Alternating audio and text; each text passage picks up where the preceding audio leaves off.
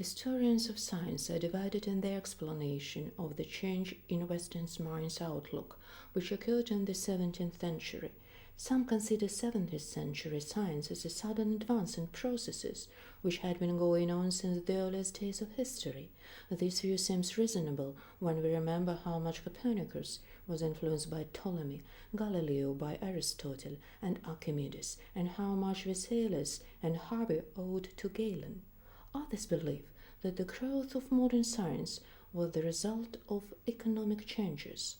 The growth of trade and the beginning of capitalism can be clearly seen in the Middle Ages, but in the 16th and 17th century there was also an increase in trade and industry which took place at the same time that science was developing.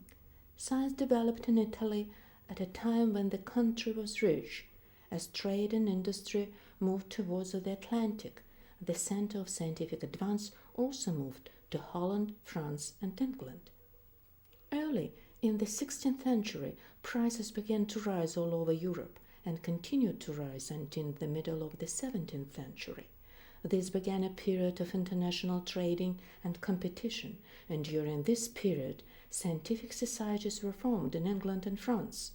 Merchants saw these societies as a means of obtaining inventions, which would make it possible to reduce costs and to increase production. There are many examples of the way in which technology and science influenced one another. The medieval clock was the origin of the work on the pendulum done by Galileo.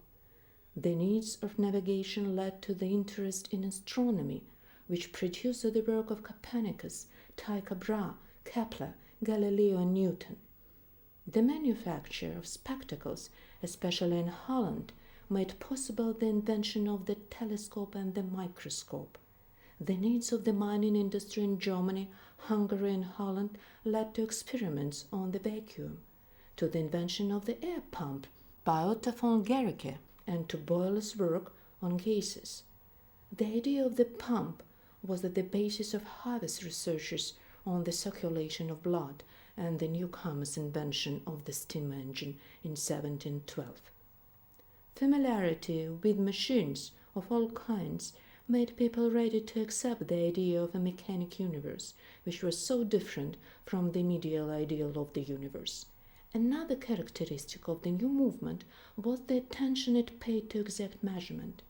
This led to the invention of Galileo's thermometer, Torricelli's barometer, Günther's slide rule, Gascoigne's micrometer, and the Harehan's pendulum clock. The most important characteristic of the new scientific outlook was the use of the experiment. The Greek philosophers and the scholars of the Middle Ages did perform some experiments, but it was not their general practice. They worked almost entirely with their heads, and scarcely at all with their hands. The new philosophy of science was the result of a combination of this tradition and that of the manual worker.